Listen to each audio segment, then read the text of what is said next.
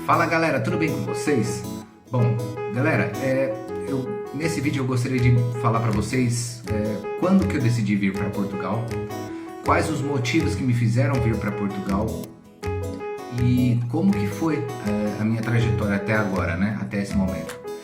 Se você está interessado e talvez queira conhecer mais um pouco sobre a minha história, me acompanhe após a vinheta.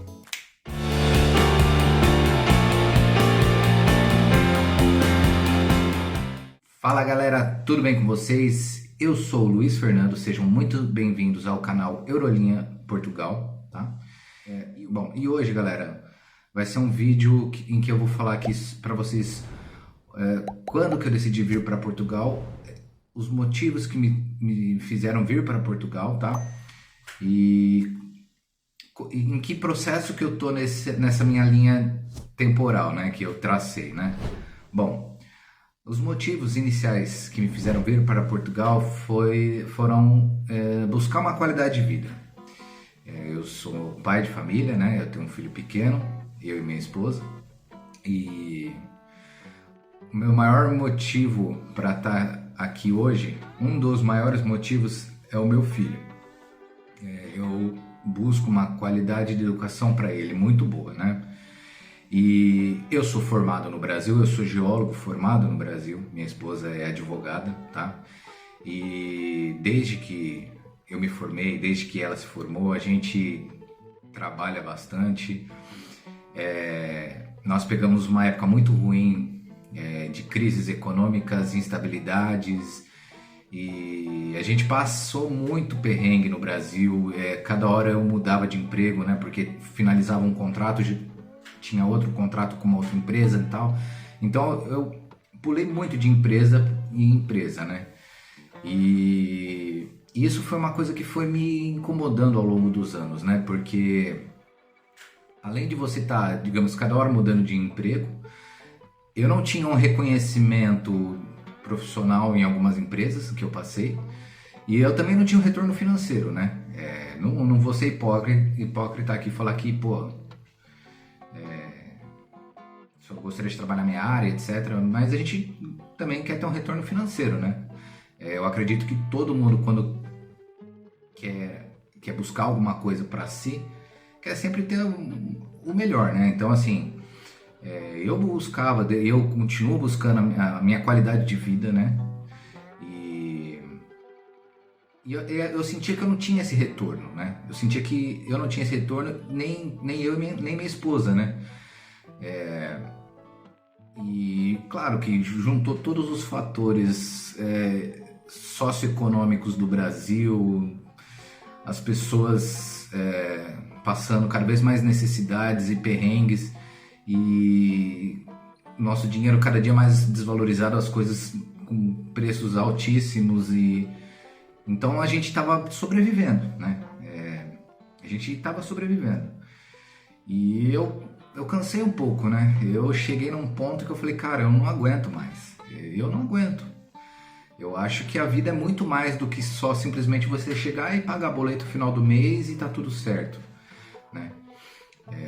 Eu aprendi ao longo desses anos a ter uma vida mais minimalista, né? Por um lado, isso foi muito bom, porque eu comecei a me desprender de certos bens materiais que eu acho que no Brasil, a gente tem muito esse apego a bens materiais. E nesse período, lógico, a falta de dinheiro também, de certa forma, me ajudou a entender isso, né? Então eu comecei a fazer uma busca de autoconhecimento, né? Muito grande. E para resumir a história, eu entendi que realmente o que eu prezo muito pela vida, pela minha vida, é a questão de qualidade, né? Assim, eu poder andar num lugar seguro, poder ter acesso a lugares que eu gostaria de viajar, né? É esse tipo de coisa que eu entendo como qualidade de vida, né? Poder ter uma boa casa, poder ter comida na minha mesa, né? Uma comida de qualidade na minha mesa. E foram coisas que foram acumulando ao longo dos anos, né? Desvalorização profissional, né? Tanto minha quanto da minha esposa, né? A apesar de sermos uma mão de obra essencialmente importante para o Brasil, eu entendi que nunca houve um retorno, né, por assim dizer. Eu fiz faculdade pública e havia um pensamento para mim que eu tinha que fazer um retorno à sociedade, né, por todo aquele imposto que as pessoas pagaram para poder estudar, né. Só que eu passei quase 8 anos passei quase 8 anos ralando pra caramba, trabalhando que nem um condenado. Eu tive salários que não foram compatíveis com aquilo que eu fazia, tá? E chega uma hora que você começa a se questionar, né?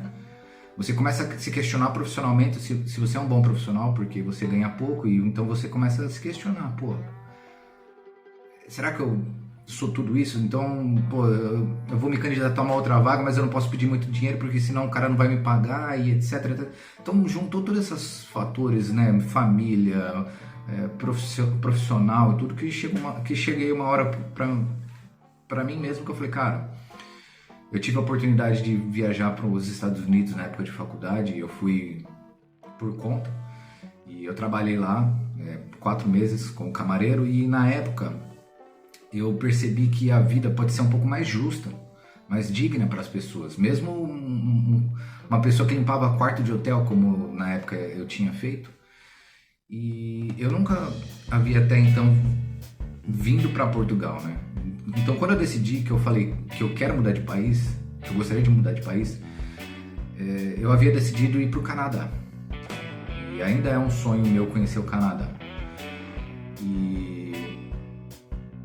Só que eu precisava de dinheiro, que era uma coisa que estava difícil, e eu precisava de algumas documentações, e eu via que o jeito mais fácil de imigrar para o Canadá de forma legal e que desse mais resultado seria fazer um college lá, né? Só que eu não tinha dinheiro. O meu grande problema é isso.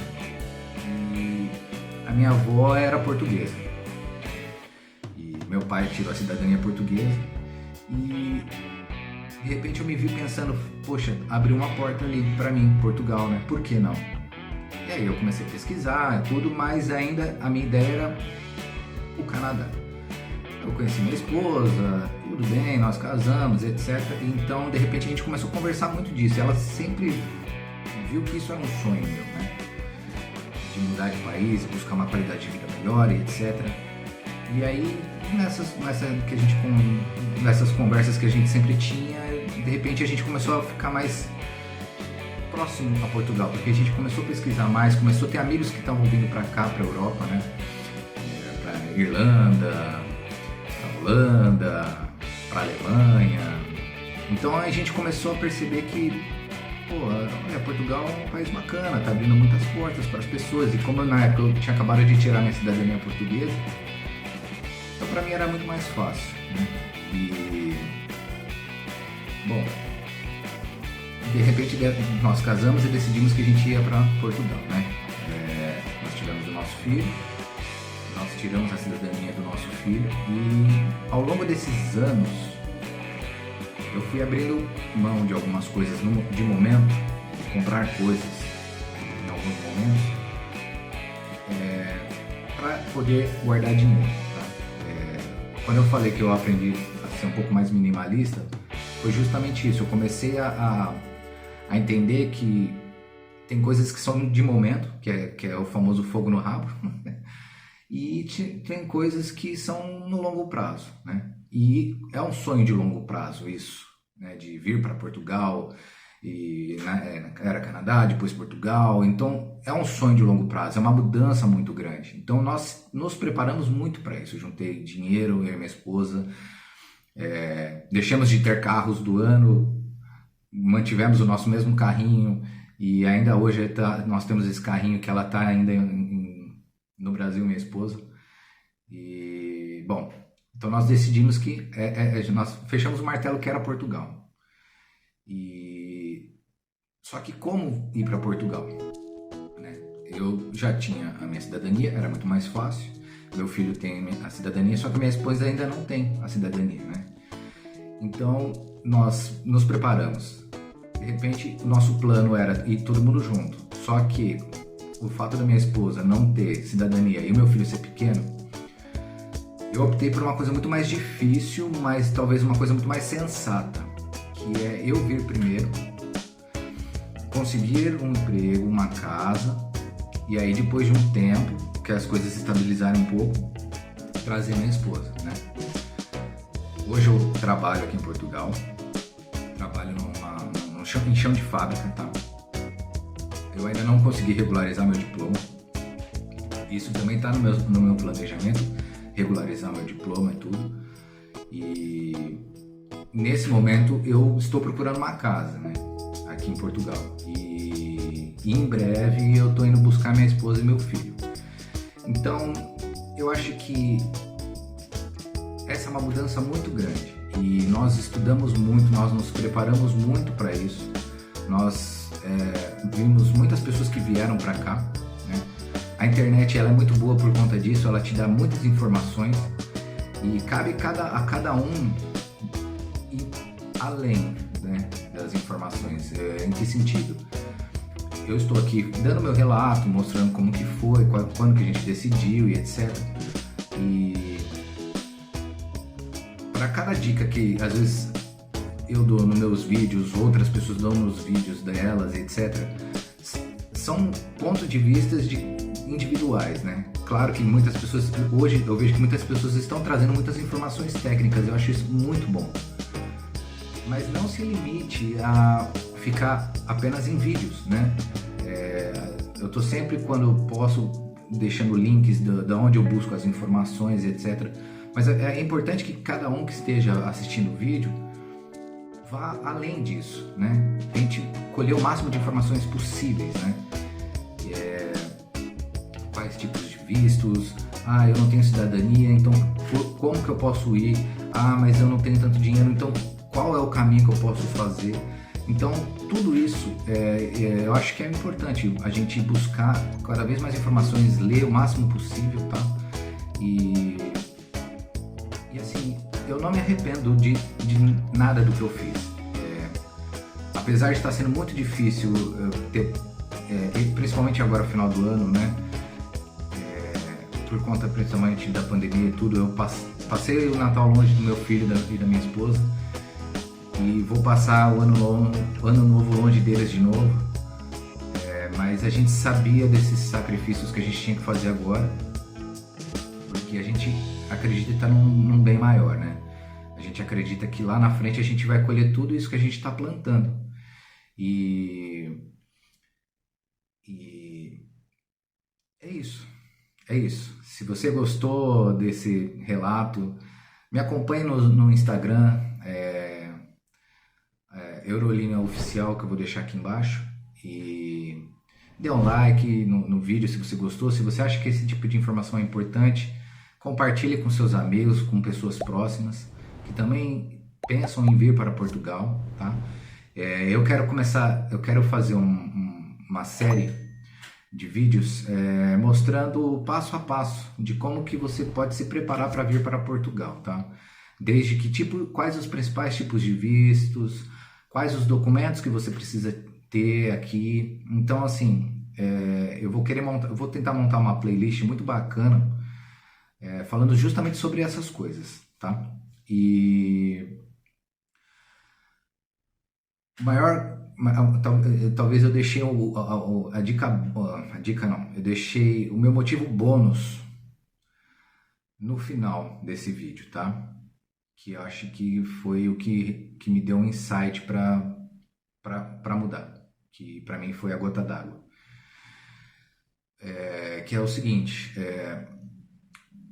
eu vi muitas pessoas no Brasil, amigos próximos e pessoas que eu nem conhecia, mas pessoas que eu via, né? Eu trabalhei com área de risco, eu entrava muito em regiões muito pobres, trabalhei em Ilhéus, né? Eu tô vendo o que está acontecendo agora na Bahia com essas enchentes, etc.